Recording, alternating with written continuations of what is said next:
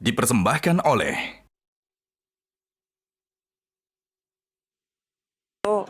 hasil pemilu itu adresatnya KPU, kalau itu adresatnya kebijakan pemerintah. Dua hal yang berbeda. Bisa jalan bersama, tidak harus saling menunggu.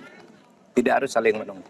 Tapi hak angket itu berarti nggak ada pengaruhnya dengan pengesahan KPU terkait? Nggak ada. Hak angket itu menyangkut kenapa anggaran ini digunakan ini, kenapa anggaran ini. Seumpama itu betul pelanggaran, tidak ada nanti dengan KPU-nya. Karena KPU-nya itu secara hukum harus selesai kira-kira 5 April. Ujungnya juga bisa berujung pada pemakzulan, itu bagaimana? Bisa saja kan tergantung nanti rekomendasi apa saja. Nanti angket itu menemukan ini ditindaklanjuti, kan sama aja juga dulu Pak Harto dan sebagainya kan sesudah berhenti juga dimasalahkan.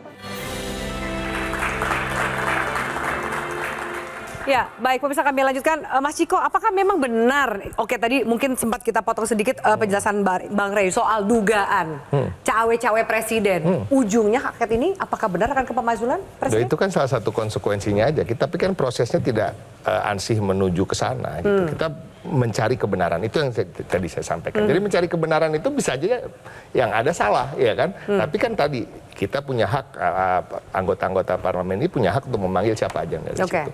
Dia akan tanya peran kamu apa, siapa yang menyuruh kamu, siapa yang memerintah kamu, kan itu nanti ada ujungnya ke sana. Kan kalau memang akan sampai ke sana, let that be. Jadi lihatlah ya kan? kemudian inilah bagian dari proses demokrasi kita. Gitu. Ini suatu hal yang konstitusional sifatnya, jadi nggak ada masalah. Oke, urusan lebih politik Mas Iqbal, sejauh ini seperti apa? Ya makanya tadi sedikit meluruskan bahwa ini nggak ada hubungan sama kalah menang versi quick count. Ya. Kalau soal quick count, PDIP nomor 1. Ya. Menang. Legislatif ya. Dan hak angket ini bukan hanya untuk presiden, tapi juga untuk pemilu legislatif. Gitu. Jadi kita melihat bahwa masalahnya di sini bukan soal kalah menang. Ya, ini pemenang pemilu loh yang pertama kali meminta itu diaudit semuanya.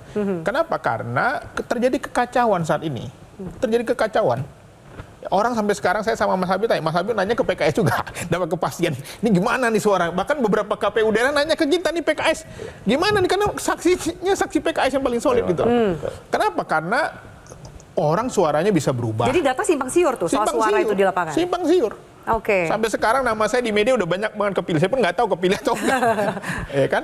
Jadi yang kita ingin lihat bahwa bukan hanya soal teknis pemilu, tapi kita melihat ada dugaan di mana penggunaan anggaran negara, penggunaan oknum, ya, dan ini tentu saja harus dikelirkan. Kan nanti kalau seandainya tidak terbukti kan pemerintah juga punya nama baik, ya. Jadi bisa memulihkan lah tuduhan-tuduhan itu gitu. Jadi nggak ada yang perlu dikhawatirkan, semuanya adalah konstitusional, mau jalur MK juga konstitusional, jalur hak angket juga konstitusional. Oke, Mas Zaki, saya minta tanggapannya. Sudah dikelirkan oleh Mas Iqbal, ini nggak ada urusan dengan kalah, dan ini bukan cuma urusan pilpres, tapi juga pemilihan legislatif. Ini akan mengkelirkan banyak tudingan soal dugaan kecurangan. Silakan Mas Zaki. Ya kalau emang niatannya buat kebaikan bersama, ya silakan saja kalau dari kami gitu ya. Dalam konteks misalnya ingin perbaikan-perbaikan. Ya, kalau perbaikan evaluasi kan. Namanya evaluasi kan barang belum selesai evaluasi kan, itu jadi pertanyaan besar kan gitu ya. Jadi kalau kita bicara mengenai hasil ya kan udah ada mekanismenya katanya, udah proses. Nah misalnya ingin ada perbaikan, ya kalau mendadak nih kalau saya bilang kita ingin hak angket terkait Sirekap, ya menurut saya udah masuk akal gitu. Ya kan? Tapi kalau kemudian wah ini begini begitu tapi kemudian kalau Sirekap ada masalah. Mas Zaki. Baik. Mohon maaf, sinyal Anda sepertinya terganggu. Saya akan lempar, mungkin Mas Habib mau menambahkan, ini bukan urusan kalah dan bukan cuma urusan pilpres saja. Dan kalau untuk kebaikan bersama, kenapa tidak didukung saja?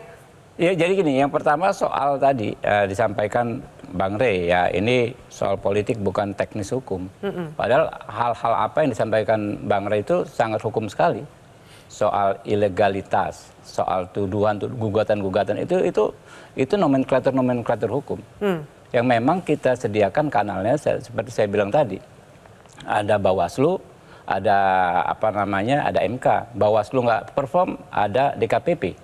Itu semua sudah kita laksanakan. Jadi kalau itu tidak dimaksimalkan, ya sayang sekali saja gitu kan ya. Misalnya tadi Car Free Day dipersoalkan, ya kan ya, lalu tidak ada dokumen, nggak puas. Ada nggak langkah melamporkan ke DKPP? Saya nggak lihat gitu kan ya. Begitu juga kami semua kami kanalkan ke sana, ya. Car Free Day yang di Solo misalnya dilakukan Pak Ganjar, membagikan voucher internet gratis, kami sampaikan juga. Tapi hasilnya juga tidak memuaskan kami. Ya, itulah konsekuensinya. Lalu gini, soal menang kalah, ya kan. Hal ini muncul ya di masyarakat. Kenapa baru muncul setelah hasil quick count? Ya kan, hak angket. Kita ingat hak angket terakhir itu tahun 2009, Mbak Afi, terkait daftar pemilih. Waktu itu kita sama-sama memperjuangkan daftar pemilih. Ada orang, sejumlah besar orang tidak bisa masuk daftar pemilih. Kita perjuangkan, ya baik lewat MK maupun lewat hak angket. Ya, akhirnya bisa terselamatkan proses pemilunya. Tapi kalau setelah coblosan, kalau orientasi melakukan perbaikan apa? Karena kan puncaknya pemilu kan coblosan. Coblosan puncaknya, ya kan ya. Kalau dikatakan tadi kan narasi kan yang saya tangkap kan ada persoalan sebelum proses pemilu, ya kan ya. Pada saat lah, kenapa nggak dipersoalkan saat itu? Baru setelah terdeteksi diduga kalah, ya kan ya, lewat quick count, ya. Baru atau muncul merasa kalah, ini. baru muncul narasi-narasi ini. Nah, soal aspirasi di masyarakat, mohon maaf dengan segala hormat rekan-rekan, itu kan kanan kiri. Siapa yang bisa klaim sih bahwa sebagian masyarakat aspirasinya sama dengan Anda? Ya kan? Nggak bisa kok. Anda bilang ada aspirasi masyarakat, tokoh A bicara A, tokoh B bicara B. Kita bisa tunjukkan yang sebaliknya kok. Iya kan? Bahwa itu ada kan juga yang ada tidak juga setuju. nah, makanya nanti anggota DPR ini, ya kalau saya lihat teman-teman, kita ini kan menyerap aspirasi bukan hanya sebagian masyarakat, tapi seluruh masyarakat. Pastilah saya lihat. Saya sudah banyak ngobrol juga lah, mohon maaf. Sama teman-teman ya. Mereka juga menangkap aspirasi yang beragam di masyarakat. Ada juga masyarakat yang ngomong, udahlah, secara garis besar sudah selesai. Menurut Anda lebih banyak aspirasi yang mungkin akan tidak mendukung hak angket? Ya pasti. Kalau saya bilang. Tapi masyarakat, ya teman-teman lintas fraksi, lintas koalisi parpol di parlemen juga demikian kok. Aspirasi masyarakat bermacam-macam, nggak bisa kita klaim. Baik, saya minta tanggapan Mas Iko, silakan, bahwa ini kenapa baru sekarang, kenapa setelah jadi gini, hasil quick count baru aspirasi keluar? masyarakat itu kan gini, masyarakat itu tidak bilang oh harus hak angket, enggak, mereka ingin mencari kebenaran, dan salah satu kanal untuk tempat mencari kebenaran itu adalah hak angket, karena dari kanal-kanal yang lain itu sudah buntu. Nah ini yang kita anggap itu. Kalau bicara soal sekarang, better late than never. Kalau dianggap terlambat, tapi belum terlambat amat. Gitu. Dan masih artinya kekejar nggak ada masalah. Tapi kan tadi hanya disebutkan satu persatu yang sangat dikit. Kalau kita bicara soal politisasi bansos, apakah ada perlu perbaikan? Perlu perbaikan itu kan tidak hanya untuk hari ini atau sebelum pasca pra pencoblosan 2024. Perbaikan itu kan untuk 5 tahun ke depan, 5 tahun ke depannya lagi. Itu tadi yang disampaikan ada pasal 547 gitu. Undang-Undang Pemilu. Penyelenggara negara menggunakan kewenangannya untuk menguntungkan salah satu atau merugikan paslon yang lain. Ada pidananya yang sangat berat. Itu kan mekanisme. Saya nggak bicara kasus ya, tapi bicara sistemnya gitu loh. Baik, kenapa baru sekarang? Mungkin ada tanggapan lain sebelum saya ke Mas Zaky, termasuk juga soal lobby-lobby politik. Ya, semua para politisi ketika itu sudah berteriak sebelum pemilu ya, bahwa ini ada dugaan penggunaan anggaran negara buat pemenangan paslon tertentu. Ada dugaan keterlibatan oknum dan lain-lain. Tapi kan fakta-fakta itu orang berani ngomongnya sekarang setelah fakta-fakta itu terungkap. Kenapa? Karena situasi saat ini membuat orang akhirnya sadar, kok bisa ya? Saya sudah lapor kok nggak diproses.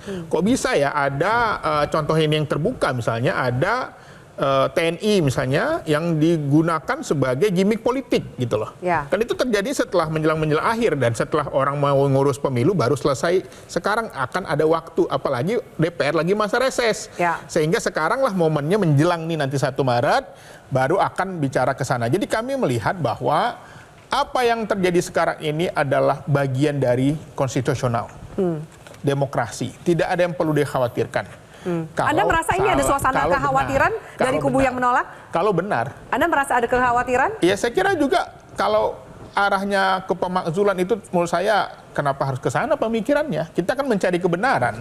Bukan pemakzulan. Belum tentu. Kalau memang terbukti bahwa nggak bersalah kan lebih positif jadinya Ya, buat teman-teman. untuk merekanya. Oke, baik. Kita harus jeda. Mas Zaky, saya akan minta tanggapan Anda. Sempat ada yang mengatakan penunjukan AHY menjadi menteri, masuknya Demokrat ke koalisi pemerintah adalah strategi politik, salah satunya untuk menghalau upaya hak angket yang digulirkan di DPR. Usai jeda, saya minta tanggapan Anda. Tetaplah bersama kami di Panggung Demokrasi.